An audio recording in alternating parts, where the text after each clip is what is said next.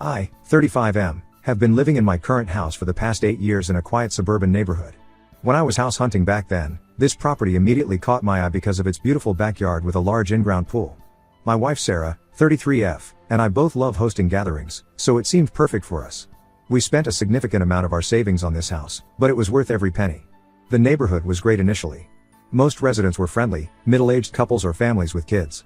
We never had any issues until Karen, 42F, moved in next door about 3 years ago with her husband Mike, 45M, and their 2 kids, Emma, 12F, and Josh, 15M. At first, everything seemed fine. Karen brought us a homemade casserole when they moved in, and we helped them unload some furniture. Mike seemed like a decent guy who worked long hours at his law firm, so we didn't see him much. I work from home as a software developer, which gives me flexibility with my schedule.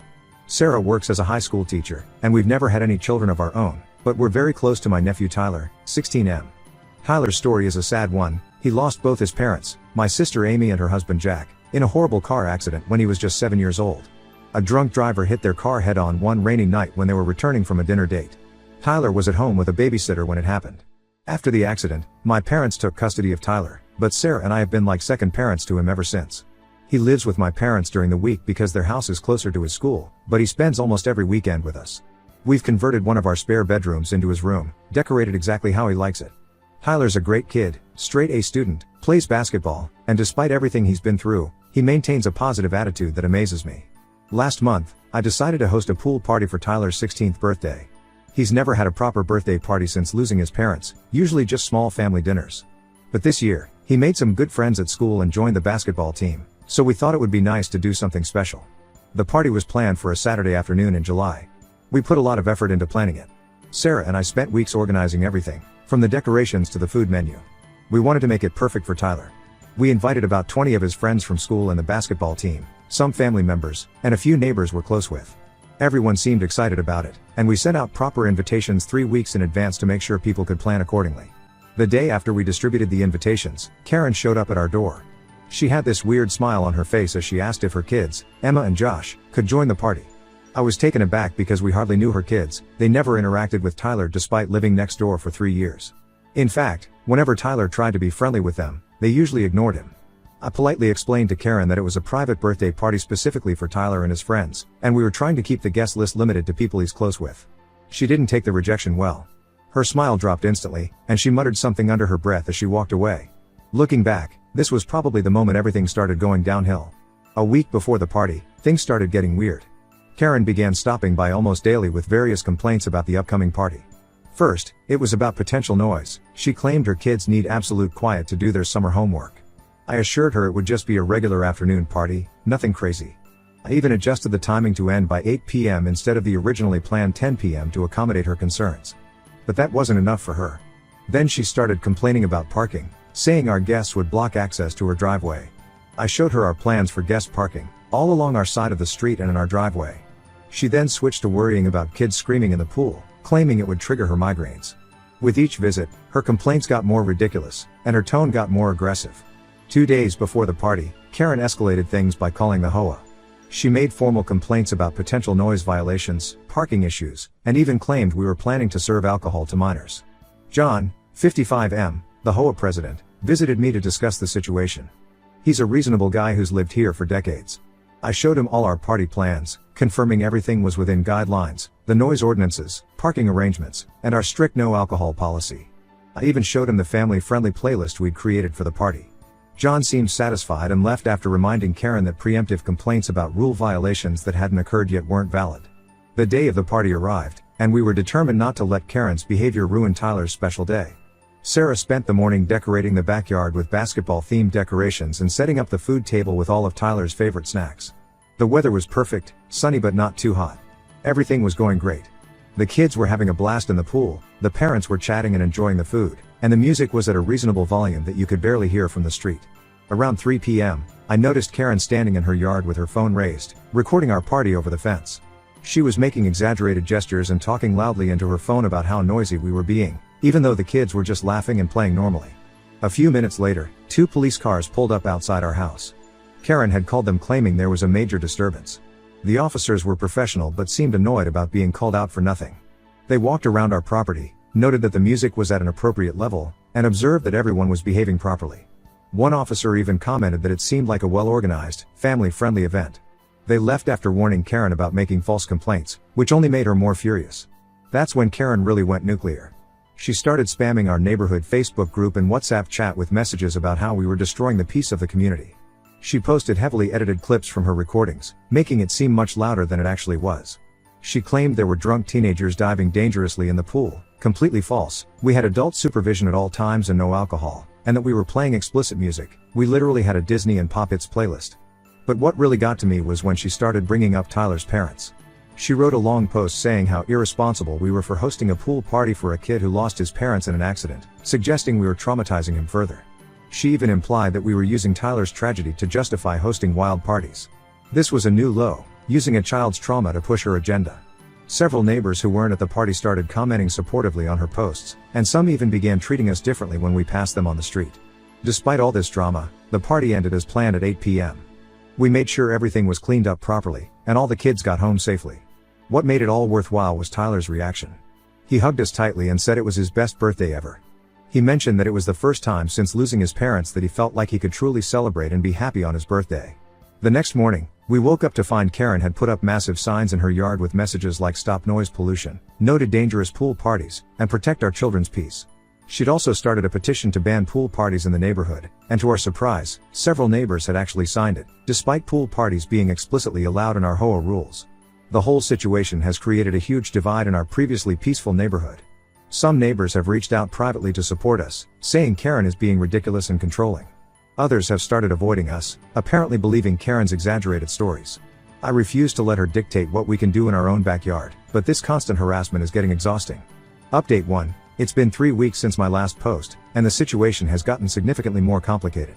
I honestly wasn't planning to post an update, but something unexpected happened that changed everything. Last weekend, while Sarah was visiting her parents, I was doing some yard work when Mike, Karen's husband, came over.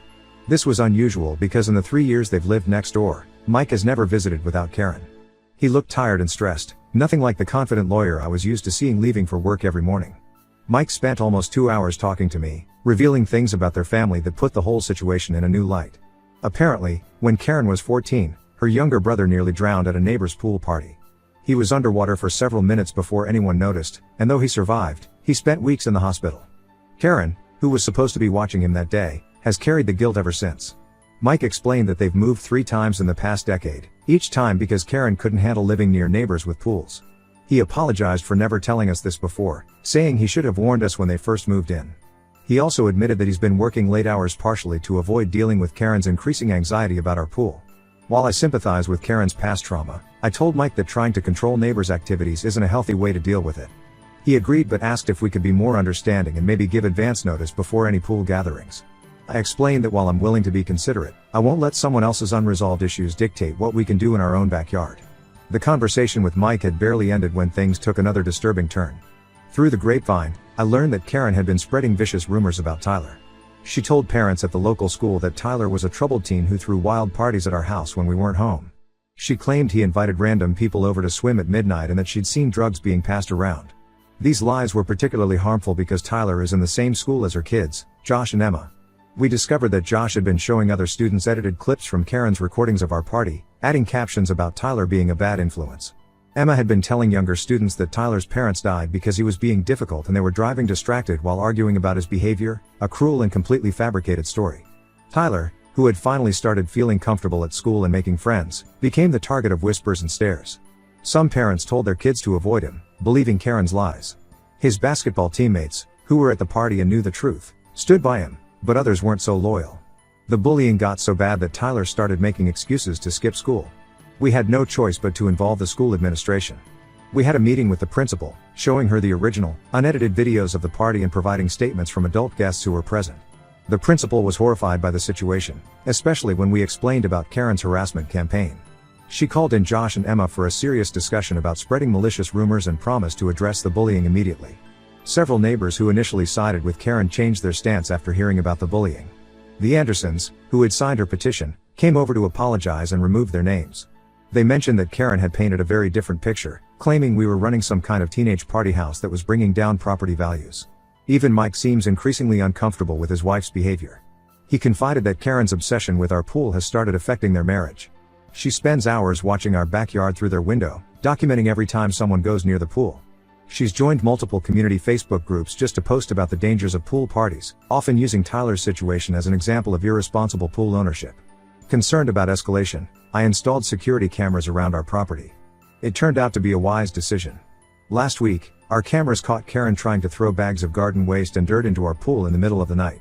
When confronted with the footage by the HOA president, she claimed she was just picking up trash that had blown into her yard, despite the video clearly showing her bringing the bags from her garage. The HOA issued her a warning, but I'm worried about what she might do next. Mike apologized again for her behavior and offered to pay for pool cleaning, but the issue goes beyond just cleaning up some dirt. Karen's fixation on our pool has evolved from mere complaints into active attempts to make it unusable. Sarah suggested we should file for a restraining order, but I'm hesitant to escalate things legally. Tyler is already stressed enough about the situation, and I don't want to make things worse for him at school. For now, we've decided to keep documenting everything and maintaining clear boundaries. The whole situation feels like it's building towards something bigger, and I can't shake the feeling that we haven't seen the worst of it yet. Mike's revelations about Karen's past helped me understand her behavior better, but understanding doesn't make it acceptable. I'm trying to be sympathetic to her trauma while also protecting my family from her increasingly hostile actions. Continued in next update, Update 2. 2 months have passed since my last update, and the situation with Karen reached a breaking point last week in a way none of us expected. What happened next exposed years of lies and manipulation that shocked everyone in the neighborhood. It started during our quarterly community meeting. These meetings are usually boring discussions about landscaping and parking rules, but this one was different. Karen had put pool safety regulations on the agenda and was planning to present her petition. But before she could start her presentation, something unexpected happened. A woman named Linda, 50F, was there as a guest of the Wilsons from 2 doors down. As soon as Linda saw Karen, her face went pale. During the break, Linda approached me and introduced herself as Karen's former neighbor from their old neighborhood in Vermont. She had recently moved to our city for work and was visiting the Wilsons, her old college friends. When they mentioned the ongoing pool drama with their neighbor Karen, Linda realized it was the same Karen she knew. After the meeting, Linda shared some disturbing information with me, the HOA board, and a few other neighbors. Karen and her family hadn't just moved here randomly 3 years ago.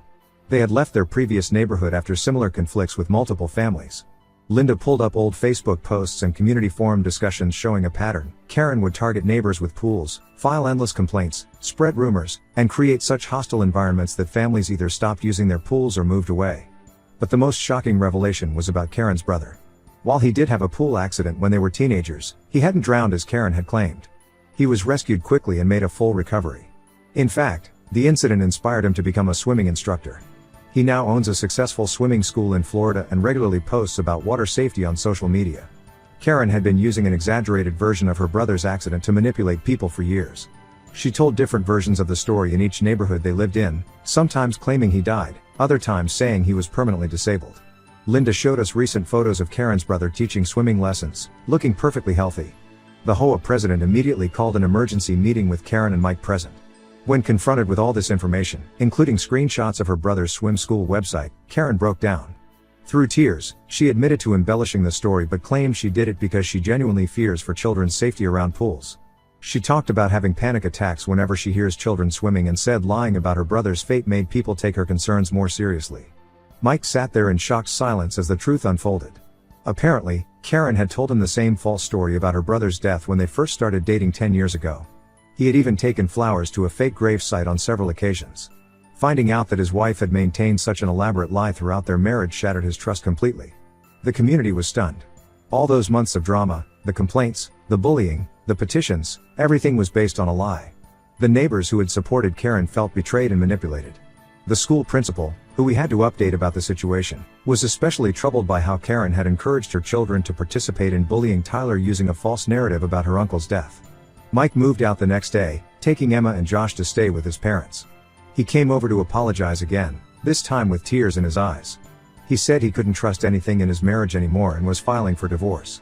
The kids were devastated and confused, especially when they learned that the uncle they were told was dead had actually been alive and well all this time. Karen tried to convince people she had been acting out of genuine concern, but no one was buying it anymore.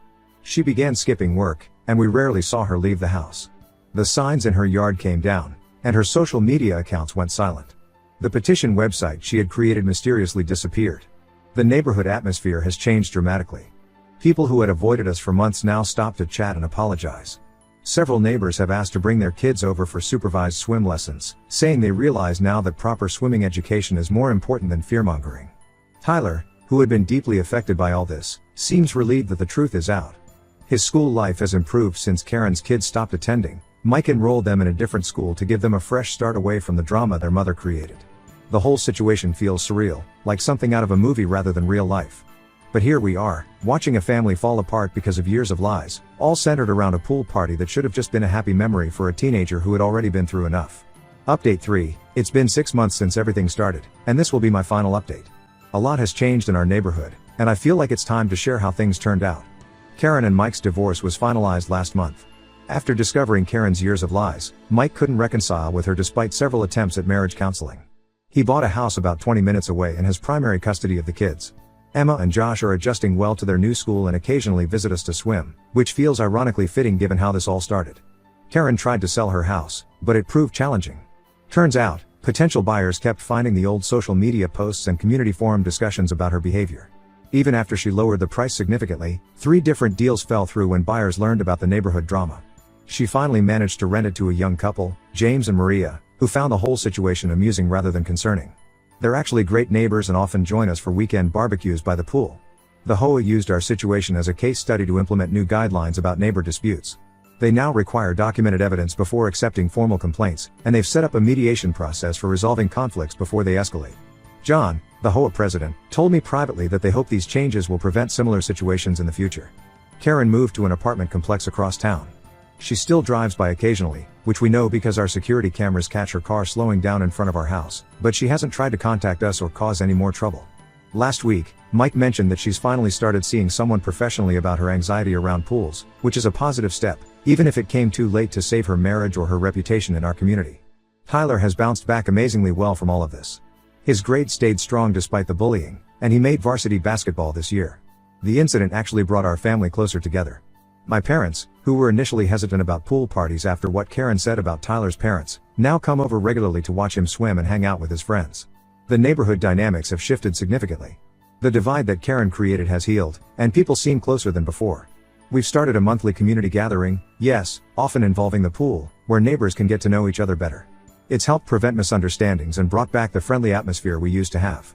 Sarah and I still host pool parties, though we've made some changes. We installed additional safety features like a better pool alarm system and underwater motion sensors, not because of Karen's complaints, but because we realized that promoting actual pool safety is more productive than giving in to irrational fears. We also started a tradition of holding a water safety awareness day each summer, teaching kids in the neighborhood about responsible pool behavior. Looking back, this whole situation taught me a lot about standing your ground while remaining compassionate. While Karen's actions were inexcusable, her story is ultimately a sad one about how unresolved trauma can destroy relationships and communities. I've learned that sometimes there are no real winners in neighborhood conflicts, just broken relationships and lessons learned. As for us, we're doing great. The pool remains a source of joy rather than conflict, and our home feels peaceful again. That's all I ever wanted, and I'm glad we stood our ground through all the drama to reach this point.